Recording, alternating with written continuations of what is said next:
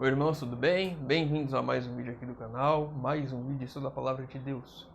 E hoje nós vamos responder a pergunta da irmã Gemima, e ela perguntou a verdade sobre os anjos. Eu acredito que ela tenha a curiosidade de compreender um pouco mais a vida dos anjos, e é isso que nós vamos estudar hoje. Antes de iniciar, não se esqueçam, se inscrevam no canal e deixem o like, porque isso vai fortalecer a pregação do Evangelho aqui dentro do YouTube. Eu peguei os trechos que eu vou falar, vou citar hoje, todos no Espírito de Profecia, no livro A Verdade sobre os Anjos. Eu recomendo que os irmãos leiam esse livro, acho que ele tem 11 ou 12 capítulos, se eu não estou enganado. Eu trouxe aqui só os... Deixa eu ver, 1, 2, 3, 4, 5 tópicos fragmentados de alguns capítulos. Então, se você quiser entender melhor sobre o ministério dos anjos, eu recomendo a leitura ou escutar esse livro, tem no aplicativo. Vai lá, escuta esse livro para compreender um pouco mais do ministério dos anjos aqui na Terra. Vamos lá, Verdade sobre os Anjos, capítulo 4.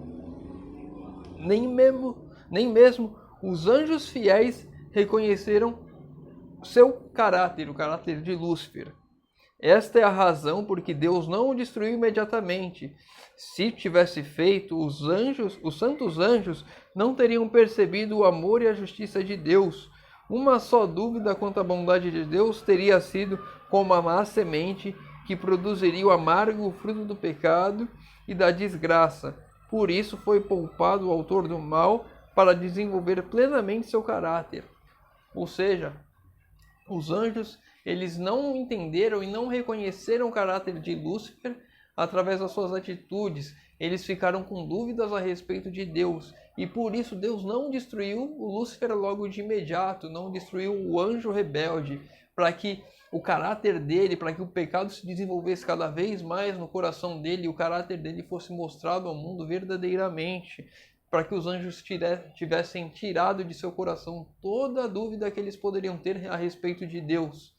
Porque se Deus assim destruísse Satanás naquele momento, Lúcifer naquele momento, os anjos ficariam com essa eterna dúvida, e essa dúvida iria gerar mais e mais corações caídos dentro do meio dos anjos. Então, só um ponto aqui, né? Houve dúvida no coração dos anjos. É interessante quando a gente para pensar nisso, porque eles não conheciam o mal de maneira nenhuma. E por não conhecer o mal, quando o mal se manifestou, quando o pecado se manifestou, eles não conseguiam perceber se era bom ou se era mal. Assim como Adão e Eva foram enganados, porque eles não conseguiam perceber se era bom ou se era mal. Eles só sabiam que estavam transgredindo aquilo que Deus falou, né? Na verdade, Eva transgrediu e Adão transgrediu no fato de ter sido enganado, e Adão comeu conscientemente, sabendo que estava caindo. A gente já conversou sobre isso em uns tempos atrás.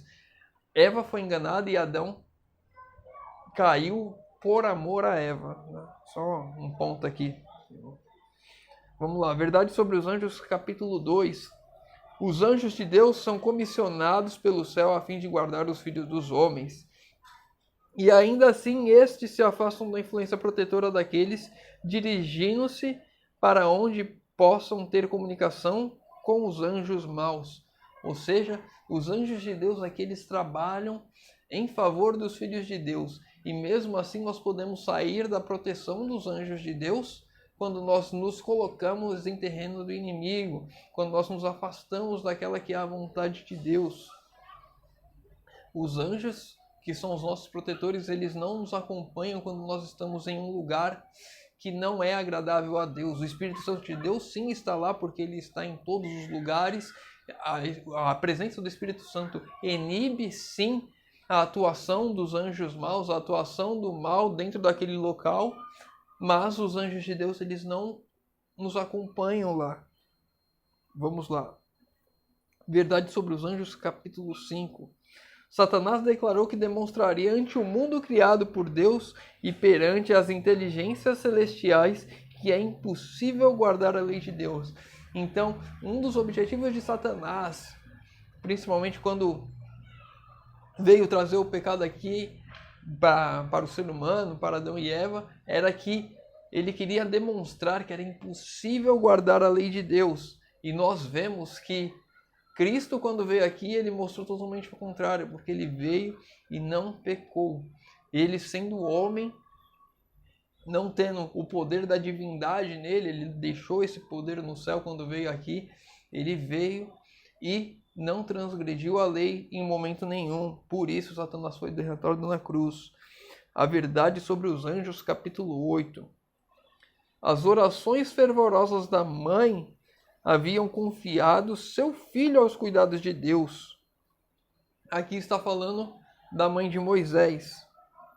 E anjos invisíveis pairavam por sobre o seu humilde lugar de descanso. Os anjos encaminharam a filha de Faraó para ali. Sua curiosidade foi provocada pela pequena cesta, e ao olhar para a linda criança que dentro estava, leu a história num relance. As lágrimas do bebê despertaram-lhe a compaixão, e resolveu que ele deveria ser salvo. Ela o adotaria como seu. Então aqui nós vemos que os anjos ouviram, Deus ouviu a oração da mãe de Moisés e encaminhou anjos para estarem com Moisés, o protegendo, encaminhou anjos à filha de Faraó que os levaram ela a se banhar, e quando veio o cesto despertou aquela curiosidade e o adotou. Então, anjos de Deus estão a todo momento trabalhando para que o bem aconteça, para que a vontade de Deus prevaleça aqui. E é interessante que a gente pensa muitas vezes, o acaso, uma fatalidade. Anjos de Deus, uma fatalidade quando é uma coisa ruim, mas normalmente isso casa com o que a gente acabou de ver antes, né? Quando nós nos deixamos nos afastar da influência dos anjos bons, podem acontecer sim fatalidades. E anjos maus têm trabalhado também constantemente no sentido contrário, né? Então, às vezes, uma fatalidade é um trabalho de um anjo mau ali o tempo todo. Deus permitiu? Sim, Deus permitiu, porque nada acontece sem a permissão de Deus. Não que seja a vontade de Deus, a diferença entre permissão e vontade de Deus. Deus permitiu, não que seja aquela vontade de Deus, mas pelos livres arbítrios e escolhas que nós temos.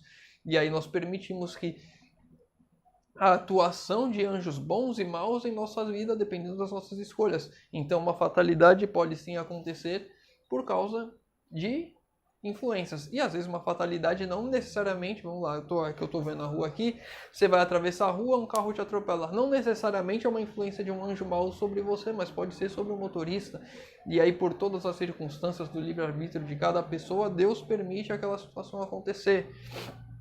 Então, às vezes a fatalidade acontece não por causa de que eu permiti que o mal atue em minha vida, mas as pessoas ao meu redor, o mundo de pecado em que estamos, o pecado em si, vem conspirando para que coisas más aconteçam o tempo todo. E os anjos de Deus têm trabalhado para que nada que aconteça de bom seja um acaso, e sim um trabalho de Deus acontecendo.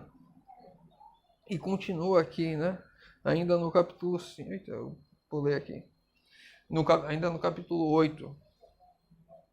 Arão, sendo instruído pelos anjos, saiu ao encontro de seu irmão Moisés, de quem estivera tanto tempo separado, e encontrar-se em meio à solidão do deserto, perto de Horebe. Então os anjos de Deus também conduziram Arão para encontrar Moisés no deserto de Horebe. Ou seja, nada é um acaso. As coisas boas que nos acontecem são os trabalhos dos anjos trabalhando para Deus aqui. E as coisas ruins podem sim ser a influência de anjos maus trabalhando no pecado que está no nosso mundo. Verdade sobre os anjos, capítulo 5. Satanás ficou perplexo diante de sua nova condição. Fora-se a sua felicidade, contemplou os anjos que com ele uma vez haviam sido tão felizes, mas agora achavam-se fora do céu. Tudo parecia modificado. Semblantes que haviam refletido a imagem do Criador agora demonstravam melancolia e desespero. Contendas, discórdias e amargas recriminações revelavam-se entre eles. Satanás observa agora os terríveis resultados de sua rebelião e estremeceu, temendo enfrentar o futuro e contemplar o fim de todas as coisas. Ou seja, aqui nós vemos a experiência de Satanás ao entender e contemplar o mal como ele é. contemplar a ausência de Deus. Os anjos já não conheciam mais a felicidade, estavam totalmente fora da influência de Deus. E agora eles discutiam entre si, os anjos caídos, eles brigavam, eles tinham contendas, eles tinham discórdia, eles queriam... Enfim, eles não conseguiam se entender, por mais que todos eles caíram seguindo a Satanás com um propósito, com um objetivo. No momento que a influência de Deus é tirada deles, o Espírito Santo se retira, eles mostram o verdadeiro caráter do mal. Ou seja, nós vemos aqui a pura essência do mal e como é ruim. E nós vemos aqui, interessante, né? Que Satanás estremeceu temendo o futuro ao contemplar as coisas. E é importante tirarmos uma lição disso, porque se um anjo poderoso como é Satanás, um anjo caído, que era um dos mais poderosos no céu, se ele tremeu e temeu por causa da influência do pecado, imagina nós que estivermos aqui, quando nós percebemos que a porta da graça se fechou, quando nós, por sabermos e ler a Escritura, que o Espírito de Deus foi retirado das pessoas que se perderam aqui e que Satanás agora tem total controle sobre elas e que, por não ter influência do Espírito Santo refreando o mal, todos os desejos e inclinações do pecado vão vir à tona.